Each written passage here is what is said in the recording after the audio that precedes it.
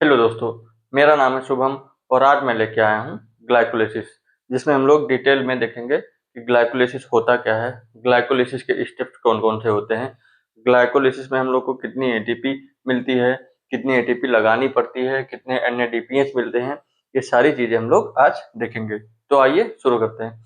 पहले हम लोग इसके वर्ड में जाते हैं। ग्लाइको ग्लाइको मीन्स होता है ग्लूकोज और लाइसिस मीन्स होता है break down. Glycolysis, glyco means होता है glucose and lysis means break down. तो ग्लाइकोलाइसिस में बेसिकली हम लोग ग्लूकोज को ब्रेक डाउन करते हैं और जब हम ग्लूकोज को ब्रेक डाउन करते हैं तो हम लोगों को लास्ट में पायरुवेट मिलता है। क्या मिलता है? पायरुवेट मिलता है और साथ ही साथ हमें कुछ एटीपी लगानी पड़ती है, कुछ एटीपी भी हमें मिलती है और एनएडीपीएस मिलता है। तो ग्लाइकोलाइसिस एक ऐसा प्रोसेस है जिसमें हम लोग उसका ब्रेक डाउन करते हैं और जब फाइनली ग्लाइकोलाइसिस का ब्रेक डाउन हो जाता है तो हम लोगों को 2 पायरुवेट मिलते हैं, साथ ही साथ एटीपी मिलती है और एनएडीपीएच मिलता है। तो अब हम लोग देखेंगे कि इसके स्टेप्स क्या होते हैं, ग्लाइकोलाइसिस के स्टेप्स क्या होते हैं, कौन-कौन से स्टेप्स होते हैं, किस स्टेप में हम लोगों को एटीपी देनी पड़ती है, किस स्टेप में एटीपी का हम लोग को गेन होता है, किस स्टेप में एनएडीएच का गेन होता है। तो आइए देखते हैं स्टेप्स ऑफ ग्लाइकोलाइसिस।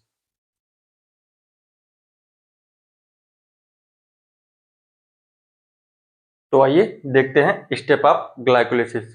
तो जैसा कि मैंने बताया glycolysis means breakdown of glucose. तो ग्लूकोज ब्रेकडाउन होकर फाइनली 2 पायरुवेट बनते हैं। तो मैंने थोड़े से स्टेप लिख लिए हैं ताकि टाइम बचे। तो पहले क्या होता है, हम लोग मान लीजिए ग्लूकोज लेते हैं।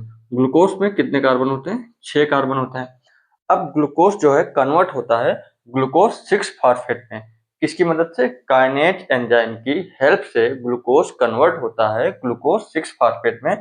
और एक चीज ये याद रखिए, जब भी कहीं भी फॉस्फेट ऐड होगा, जहां भी फॉस्फेट ऐड होगा वहां पे हमें एक एटीपी देनी पड़ेगी। मान लीजिए आप किसी कमरे में रह रहे हैं, किराए के कमरे में रह रहे हैं, मान लीजिए किसी एक बंदे को आपको और कमरे में रखना है तो क्या करना पड़ता है? रेंट देना पड़ता है, एक्स्ट्रा रेंट देना पड़ता है। उसी तरीके से क्या होता है, जब हम लोग ग्लूकोज में फॉस्फेट को ऐड करते हैं तो एटीपी देना पड़ता है। एटीपी आप लोग ऐसा मान के चलिए, एटीपी एज ए मनी। तो यहाँ क्या होता है, हम लोग को मनी देना पड़ता है, एटीपी देना पड़ता है। तो इस स्टेप में क्या होता है, ग्लूकोज है, जब ग्लूकोज 6 फॉस्फेट बनता है तो एटीपी देना पड़ता है। अब ग्लूकोज 6 फॉस्फेट जो है कन्वर्ट होता है फ्रक्टोज 6 फॉस्फेट में with the help of enzyme isomerase. Isomerase enzyme की हेल्प से जो होता है ग्लूकोज 6 फॉस्फेट कन्वर्ट होता है फ्रक्टोज 6 फॉस्फेट में।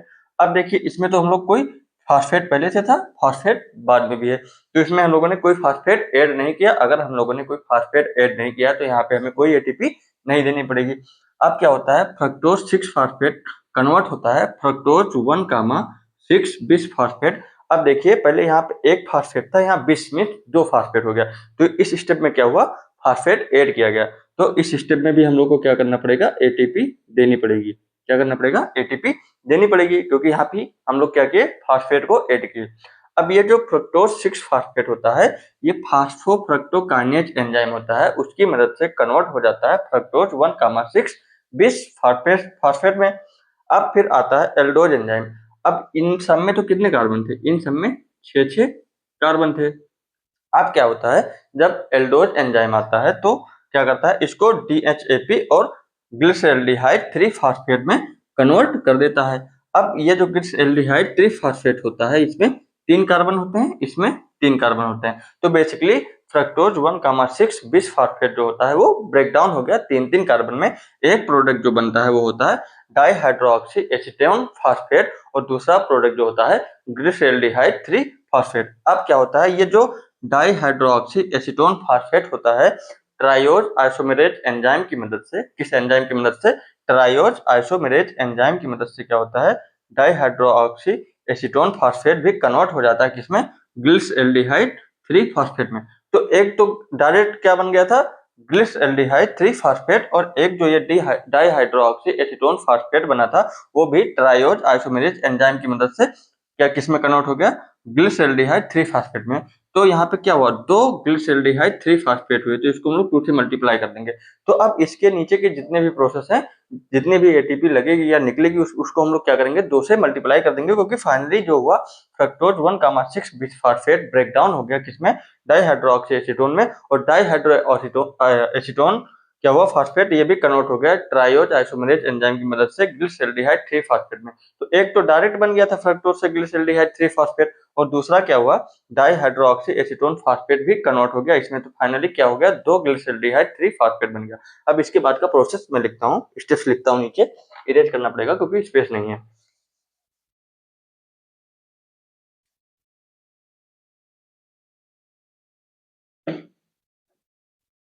अब क्या हुआ, हम लोग को क्या मिला, ग्लिसरॉल्डिहाइड एल्डिहाइड 3 फॉस्फेट। अब ग्लिसरॉल्डिहाइड 3 फॉस्फेट 2 मिला था हम लोग को। एक जो डाइहाइड्रोक्सी एसीटोन था वो ट्रायोज आइसोमेरेज एंजाइम की मदद से वो भी ग्लिसरॉल्डिहाइड 3 फॉस्फेट में कन्वर्ट हो गया था, और एक 1,6 फ्रक्टोज 1,6 बिस फॉस्फेट से डायरेक्टली क्या बना था, ग्लिसरॉल्डिहाइड 3 फॉस्फेट। तो इसको हम लोग क्या करेंगे, 2 से मल्टीप्लाई कर देंगे। 2 जगह लिखने से अच्छा है कि इसको 2 से मल्टीप्लाई कर देते हैं। अब ये जो ग्लिसरॉल्डिहाइड 3 फॉस्फेट होता है वो कन्वर्ट होता है 1,3 बिस फास्फो ग्लिसरिक एसिड। अब ये कन्वर्ट हो गया 1,3 बिस फास्फो ग्लिसरिक एसिड में। और यहाँ पे क्या होता है, यहाँ पे ऑक्सीडेशन होता है, मतलब रिमूवल ऑफ हाइड्रोजन होता है। तो यहाँ पे क्या आता है, NaDH आता है, और यहाँ से इसमें से H2 लेके क्या बना देता है, NaDH प्लस H। तो क्या हुआ, देखिए इसमें एक NaDH निकला। एक ग्लिसरॉल्डिहाइड 3 फॉस्फेट जब 1,3 बिस फास्फोग्लिसरिक एसिड में कन्वर्ट हुआ तो एक NaDPH निकला। तो हम लोग दो, अगर 2 का कर रहे हैं तो इसको भी हम लोग क्या कर देंगे, 2 से मल्टीप्लाई कर देंगे। तो क्या मिलेगा हम लोग को, 2 NaDH यहाँ से मिला। इस स्टेप से हम लोग को 2 NaDH मिला। इसीलिए इसको हम लोग क्या कहते हैं कि ग्लूकोज का glycolysis is the partial oxidation. इसमें पार्शियल ऑक्सीडेशन होता है क्योंकि क्या होता है, ऑक्सीडेशन इस प्रोसेस में क्या होता है, ऑक्सीडेशन होता है। ऑक्सीडेशन क्या होता है, removal of hydrogen is called oxidation. अब क्या होता है, 1,3 बिस फास्फोग्लिसरिक एसिड कन्वर्ट होता है 3 फास्फोग्लिसरिक एसिड में। अब यहाँ देखिए क्या हुआ, 1,3 बिस फास्फोग्लिसरिक एसिड था, मतलब कि इसमें क्या था, 2 फॉस्फेट था। अब हम लोगों ने एक फॉस्फेट रिमूव कर दिया। तो मैंने बताया था जब भी फॉस्फेट ऐड करेंगे तो एटीपी देनी पड़ेगी। जब भी फॉस्फेट निकलेगा तो क्या होगा, एटीपी मिलेगी। तो यहाँ से हम लोग को क्या हुआ, एक एटीपी मिली। अब एक एटीपी तो एक ग्लिसरॉल्डिहाइड 3 फॉस्फेट जब कन्वर्ट हुआ 3 फास्फोग्लिसरिक एसिड में 2 मिला, लेकिन हम लोग 2 का कर रहे हैं तो इसको क्या करेंगे, 2 से मल्टीप्लाई कर देंगे। तो कितनी एटीपी इसमें इस स्टेप में हम लोग को मिली, 2 एटीपी इस स्टेप में हम लोग को मिली। अब क्या होता है, 3 फास्फोग्लिसरिक एसिड कन्वर्ट हो जाता है 2 फास्फोग्लिसरिक एसिड में।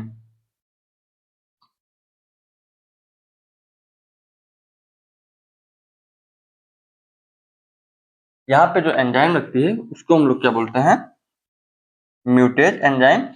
म्यूटेज एंजाइम की मदद से 3 फास्फोग्लिसरिक एसिड कन्वर्ट हो जाता है 2 फास्फोग्लिसरिक एसिड में। अब क्या होता है, 2 फास्फोग्लिसरिक एसिड कन्वर्ट हो जाता है इनलेस एंजाइम की मदद से कन्वर्ट हो जाता है फास्फोइनॉल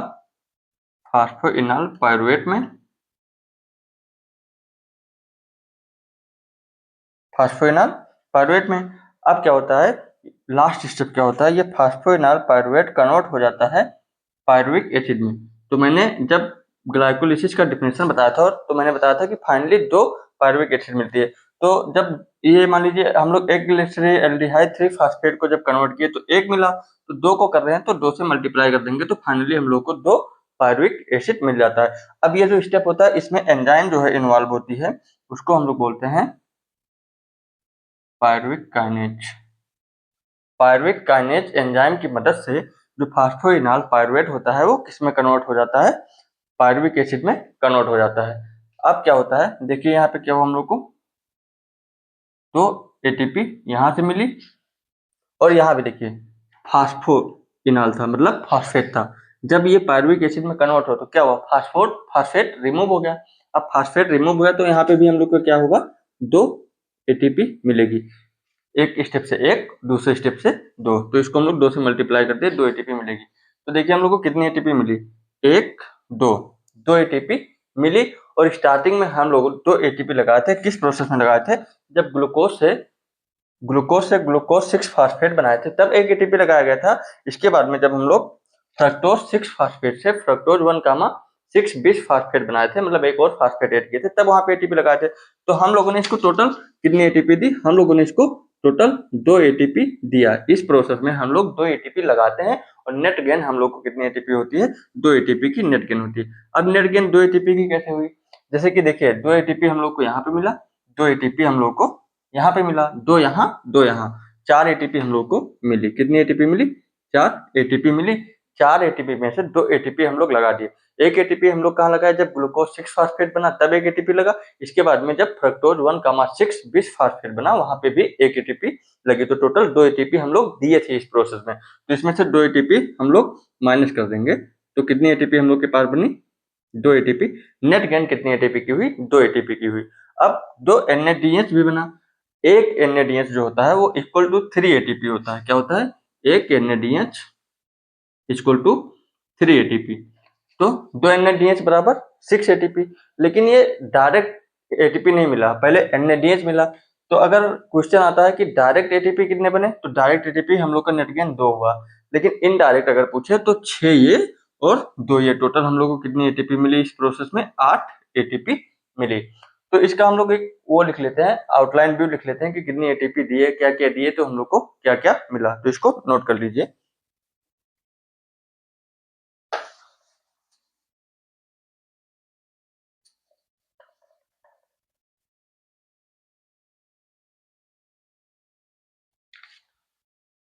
अब हम लोग इसका बैलेंस शीट बना लेते हैं। इनपुट मीन्स हम लोगों ने क्या क्या ग्लाइकोलाइसिस स्टेप में प्रोसेस में डाला, और आउटपुट हम लोग को क्या आउटपुट मिला ग्लाइकोलाइसिस में। तो हम लोगों ने यहाँ पे एक ग्लूकोज दिया जो कि कन्वर्ट हो गया 2 पायरुवेट में। 2 एटीपी दिए थे इसमें हम लोग,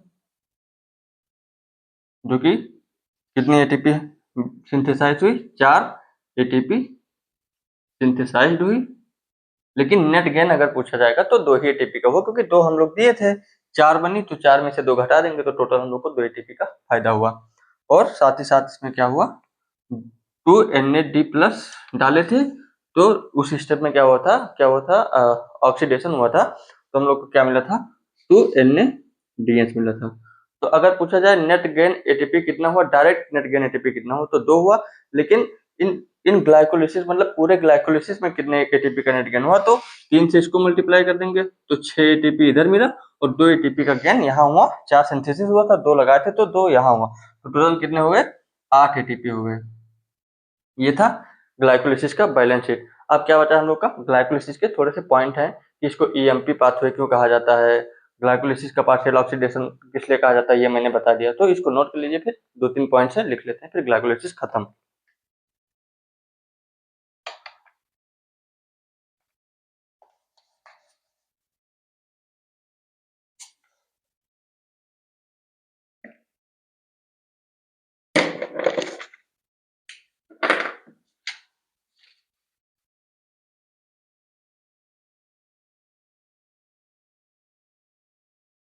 ग्लाइकोलिसिस पॉइंट, तो इसका जो पहला पॉइंट होता है, इसको किसने डिस्कवर किया था,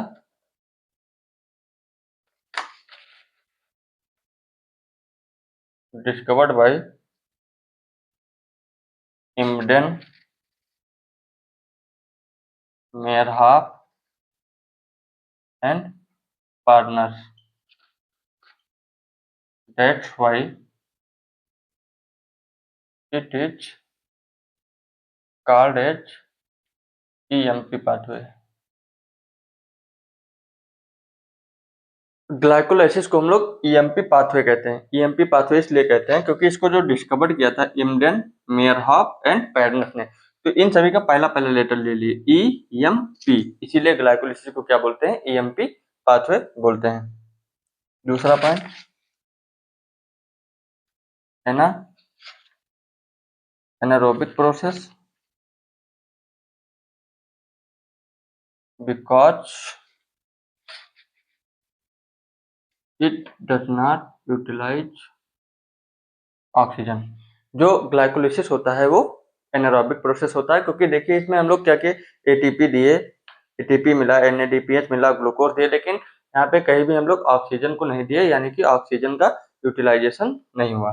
तीसरा point, occur in cytoplasm of cell because enzymes of glycolysis are present in cytoplasm। ये जो ग्लाइकोलाइसिस होता है वो सेल के साइटोप्लाज्म में होता है। ये होता है सेल, इसके अंदर जो ये सारी चीजें होती हैं इसको हम लोग क्या बोलते हैं, साइटोप्लाज्म बोलते हैं। तो ये सेल के साइटोप्लाज्म में होता है। साइटोप्लाज्म में क्यों होता है, क्योंकि जो भी एंजाइम्स लगी हैं ग्लाइकोलाइसिस में, जो भी एंजाइम्स लगी हैं, जैसे कन्वर्ट करने के लिए हम लोग जो जो एंजाइम अभी लिखे थे, जो जो एंजाइम्स लगी हैं वो सारी एंजाइम्स कहाँ पाई जाती हैं, प्रेजेंट इन साइटोप्लाज्म। वो सारी एंजाइम साइटोप्लाज्म में पाई जाती हैं, इसीलिए ग्लाइकोलाइसिस जो है साइटोप्लाज्म में होता है। चौथा पॉइंट,